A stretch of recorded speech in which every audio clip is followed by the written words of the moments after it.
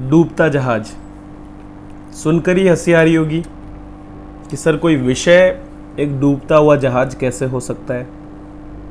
खैर, समझने की कोशिश करेंगे तो समझ पाएंगे कि वाकई में इतिहास विषय एक डूबता हुआ जहाज है, विशेष करके आरएएस मुख्य परीक्षा के मामले में। 18 विषयों से जुड़ी ये परीक्षा कई बार छात्रों के लिए एक ही विषय के साथ अटक जाती है। मतलब छात्र केवल एक ही विषय को पूरा करने में लगे रहते हैं और बाकी विषयों पर ध्यान नहीं दे पाते हैं।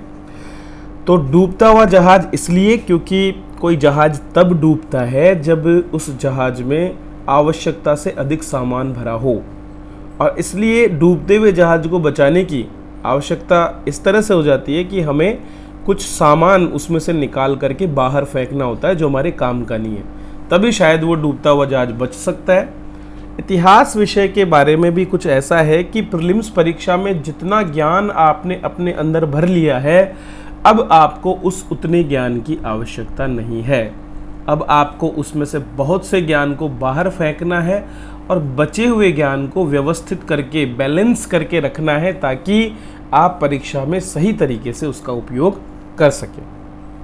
नमस्कार दोस्तों, मैं हूं घनश्याम शर्मा और आज मैं आप सबको बताऊंगा कि इतिहास विषय की तैयारी आप किस प्रकार से कर सकते हैं और कैसे ये जो विषय है ये आपके सिलेक्शन में एक महत्वपूर्ण हिस्सा बन सकता है।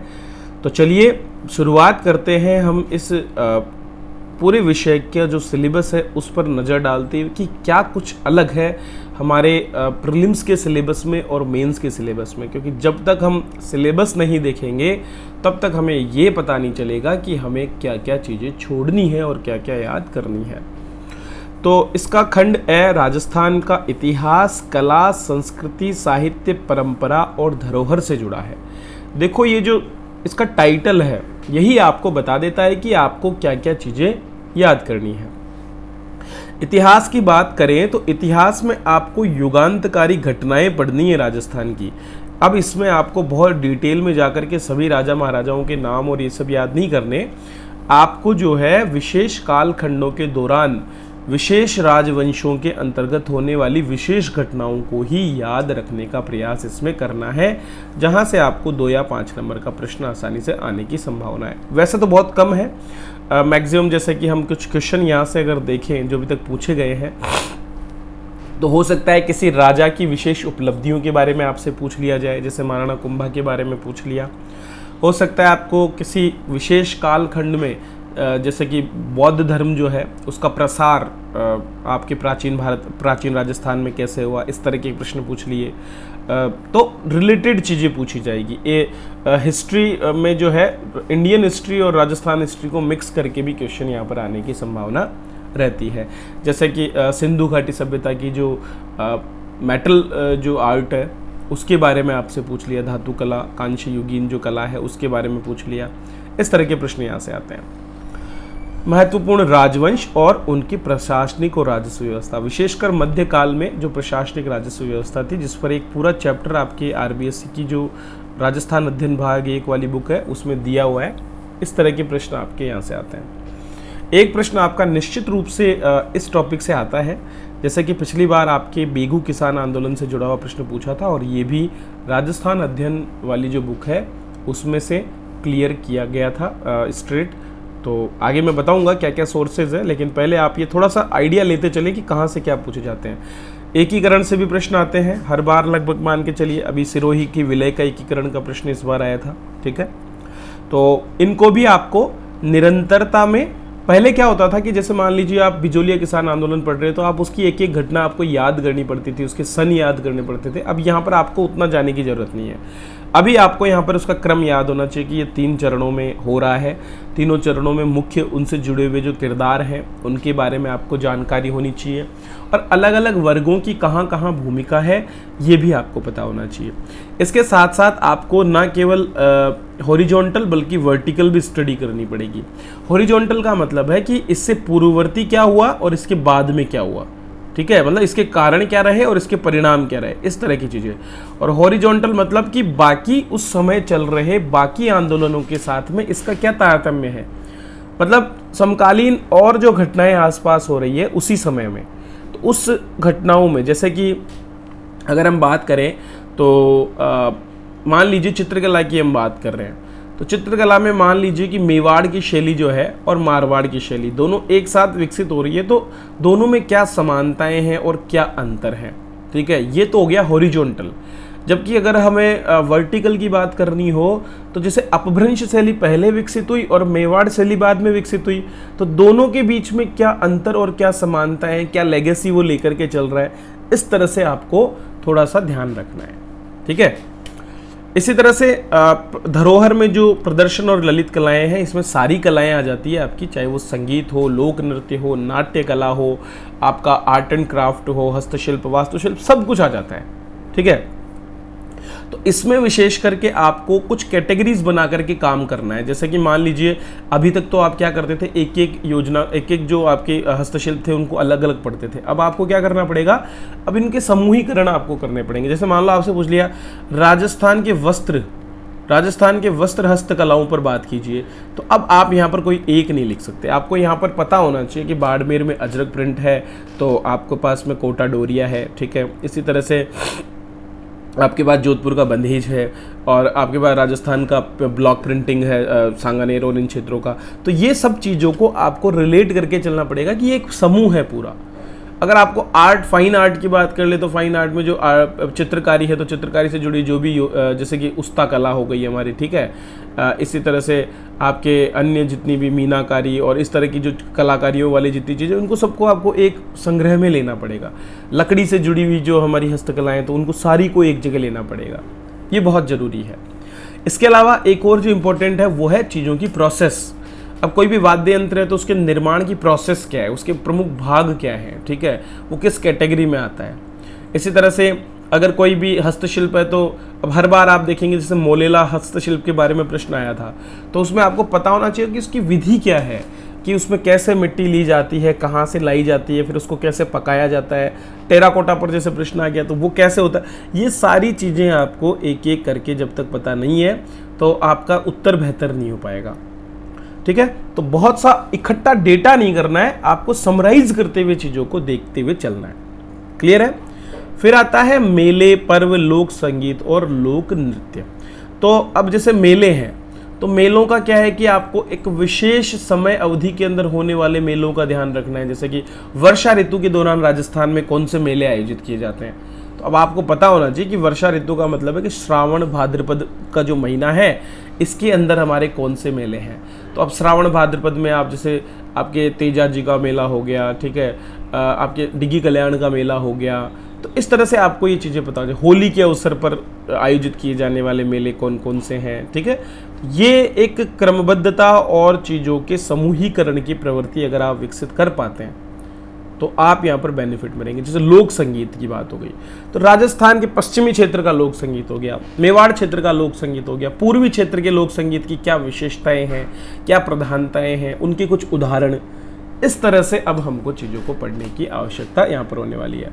लोक नृत्य में भी इसी तरह से विशेष जातियों से जुड़े हुए अलग अलग नृत्य होते हैं। जैसे कंजर जाति के नृत्य कौन से हैं, भीलों के नृत्य कौन से हैं, तो वो एक समराइज आपके पास में होना चाहिए, तभी जा करके हम उनका सही उत्तर दे पाएंगे।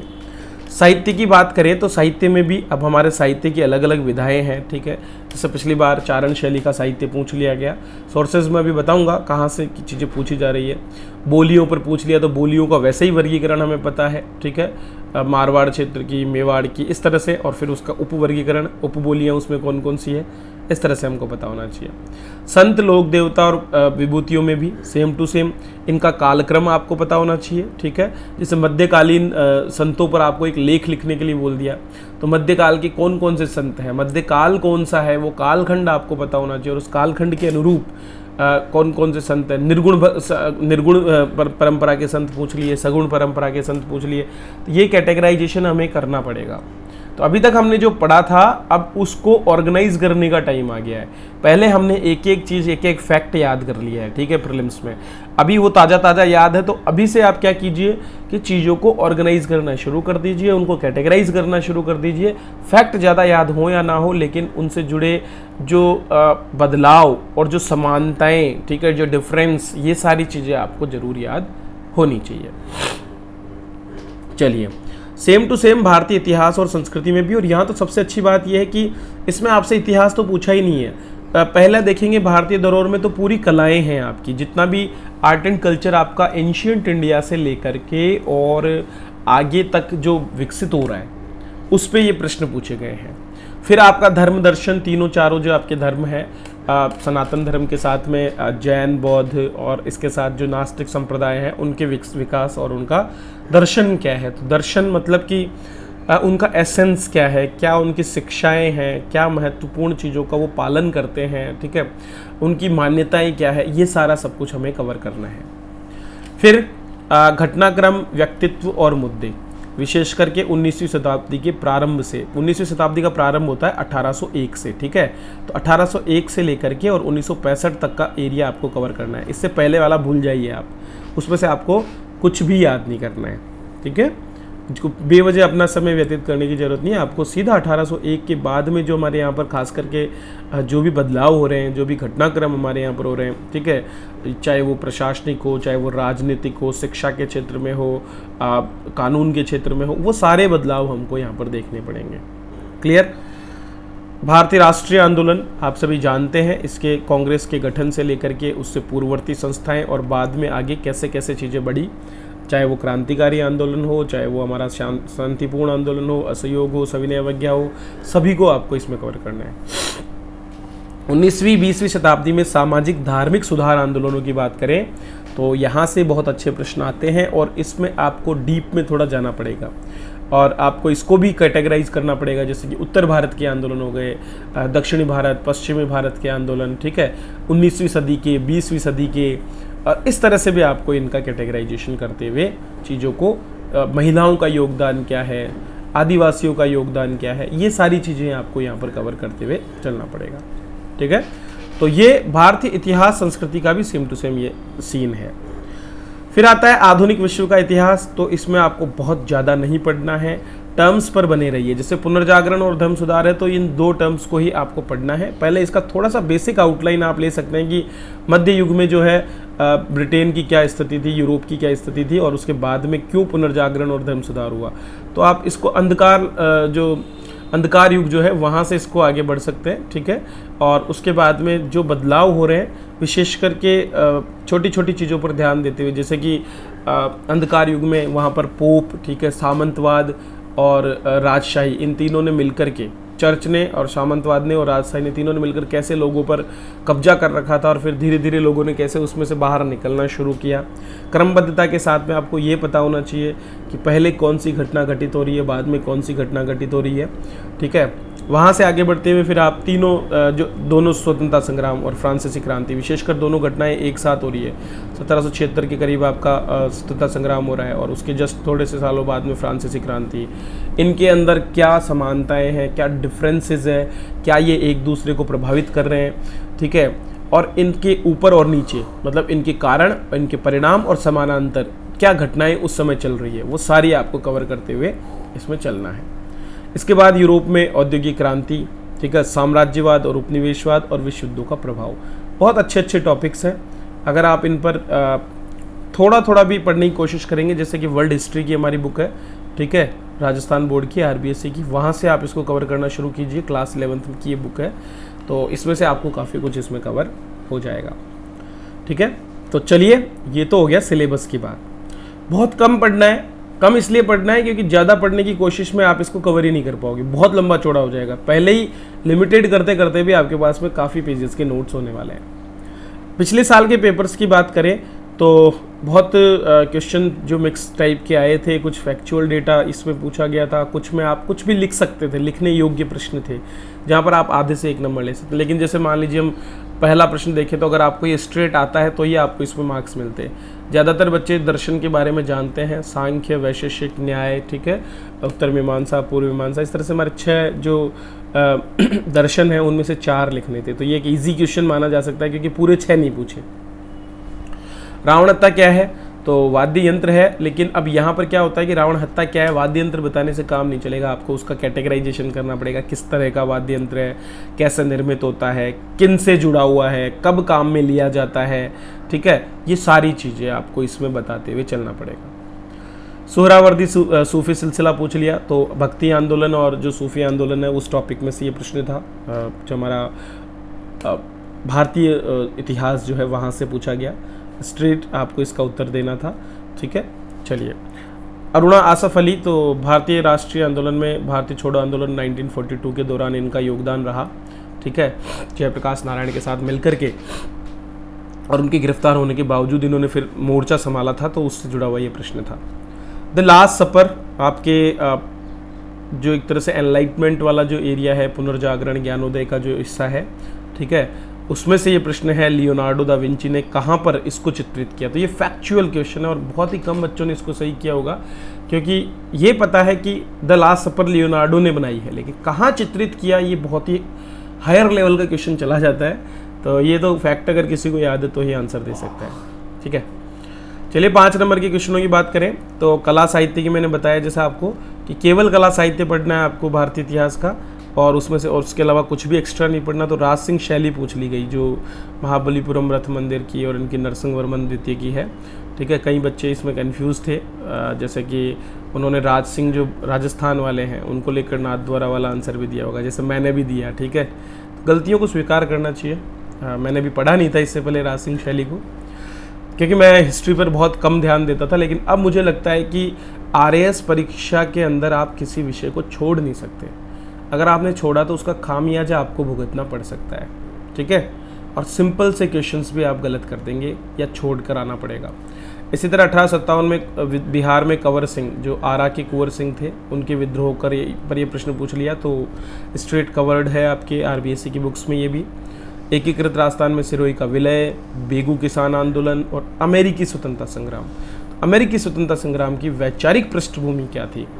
तो आइडियोलॉजिकल मतलब किस आधार पर ये स्वतंत्रता संग्राम हुआ था। तो एक्चुअल में इसकी वैचारिक पृष्ठभूमि न केवल यूरोपीय जो विद्वान थे उनसे ये प्रभावित थे, बल्कि उसके साथ साथ एक तरह से बिना प्रतिनिधित्व के कर नहीं, ये एक उनकी अवधारणा रही। जब उन पर कुछ टैक्सेस, स्टाम्प ड्यूटीज़ और ये सब लगाई गई उनके ऊपर, ठीक है, तब उन्होंने इस चीज़ का विरोध किया कि कोई अधिकार नहीं है यूरोप को हमारे ऊपर कर लगाने का। और उसके बाद उन्होंने बहिष्कार शुरू किया, चाय को लेकर के बोस्टन में और इनमें आंदोलन हुए, और उसके बाद में कैसे ये आगे बढ़ा। तो वो वैचारिक पूरी पृष्ठभूमि पर आपको बात करना है, खास करके इसके नेतृत्वकर्ता जो हैं वो इतने स्वच्छंद विचारों वाले कैसे हैं, वहाँ की जो प्रशासनिक व्यवस्था है उसने उन लोगों को किस तरह से प्रेरित किया था आगे बढ़ने के लिए। तो वो सारी चीज़ें उन विचारों में आती है, आइडियोलॉजी उनकी कैसे विकसित हुई, ठीक है। और उसी का परिणाम तो आप देखते हैं कि भारत में आकर के जो ब्रिटिश ईस्ट इंडिया कंपनी थी उसका जो पूरा का पूरा ढांचा था वो चेंज कर दिया गया। वो व्यवस्थाएं हमको नहीं दी गई जो कि यूरोप में उस समय अमेरिका में दी गई थी, क्योंकि कहीं ना कहीं वो कारण रहा अमेरिकी स्वतंत्रता संग्राम का। तो उसे सबक लेते हुए हमको दबाया गया था बाद में फिर। तो इस तरह की चीज़ें आपको रिलेट करते हुए आनी चाहिए। इसका हमारे ऊपर क्या प्रभाव है, भारत पर क्या प्रभाव पड़ा, ये सारी चीज़ें भी आपको पता होनी चाहिए। चारण साहित्य पर प्रश्न आया, थियोसॉफिस्ट विचारों पर प्रश्न आया, देसी उद्योगों का विकास पूछा गया, और फिर से औद्योगिक क्रांति का बहुत अच्छा प्रश्न पूछा गया। चलिए हम इन सब पर बात करेंगे, लेकिन पहले मैं आपको बुक लिस्ट बता देता हूँ। तो मैं जो बुक लिस्ट प्रेफर करता हूँ और आपको भी करनी चाहिए बिना कोई 1 रुपया भी खर्च किए, वो बुक्स है राजस्थान अध्ययन भाग 1, 2, 3, 4, राजस्थान शौर्य परंपरा कक्षा 9, कला संस्कृति कक्षा 10, SST ओल्ड बुक कक्षा 6 से 10, हिस्ट्री 11th एंड 12th, ठीक है। ये सारा आपको देखना है। अब आपका मन हो रहा कि सर ये कहाँ से लें, तो वैसे तो ये RBSC की जो है वेबसाइट है, RBSC बुक्स करके वहाँ पर मिल जाएगी, आपको सर्च करना आप rajeju.board.gov.in करके इस तरह से वेबसाइट है। तो इसके अलावा मैंने अपना जो हमारा टेस्ट सीरीज़ है पेपर 1 का, उस टेस्ट सीरीज़ में भी इसको सबको अवेलेबल कराया है, तो वो आपको हमारी RS जंक्शन ऐप पर अवेलेबल है, ठीक है। तो आप डिस्क्रिप्शन में से हमारा टेलीग्राम लिंक ज्वाइन कर सकते हैं और एप्लीकेशन डाउनलोड कर सकते हैं, तो वहाँ से आप इसको देख सकते हैं। अब देखो मैं आपको दिखाता हूँ कि कैसे प्रश्न स्ट्रेट आपकी बुक्स में से पूछे गए। इन बुक्स में से रावण हत्या क्या है, ये राजस्थान अध्ययन भाग 3 में बिल्कुल देखो कितना सिंपल आंसर दिया हुआ है। रावण हत्या क्या है, भोपों का मुख्य वाद्य है, बाबूजी की फड़ को बांधते समय इसका प्रयोग होता है, सरल है किंतु सुरीला होता है, बनता कैसे है, नारियल की एक कटोरी पर खाल मढ़ दी जाती है, बांस के साथ लगी होती है और बांस में खूंटियां लगा करके तार बांध देते हैं। वायलिन की तरह जो गज होता है उसके द्वारा, जैसे आपने देखो उड़ जा काले कावा, ये गाना सुना होगा आपने गदर मूवी का, उसमें वो बजाता है उस तरह से ही। और इसको ढफ भी कहा जाता है। अब बताओ 50 शब्दों का ये प्रश्न यहाँ पर लगभग इसमें 20 से 30 शब्द आपको लिखने हैं। आप सॉरी थोड़ा तबीयत खराब है, ठीक है। तो रावण फिर यहाँ से आप आराम से 20 शब्दों में आंसर लिख सकते हैं शॉर्ट करते हुए। भारत छोड़ो आंदोलन की बात करें तो हिस्ट्री की क्लास 12th की बुक में भारत छोड़ो आंदोलन का जो वर्णन है उसमें बिल्कुल साफ दिया हुआ है कि अच्युत पटवर्धन, जयप्रकाश नारायण, राम मनोहर लोहिया और अरुणा आसफ अली ने भूमिगत होकर के आंदोलन को योगदान दिया। इस तरह से आंदोलन आगे बढ़ा और जब सब गिरफ्तार हो गए उसके बाद भी अरुणा आसफ अली मुंबई में सक्रिय रही। उन्होंने ग्वालियर टैंक मैदान में तिरंगा फहराया। 3-4 फैक्ट तो हमको यहीं से मिल गए, ठीक है।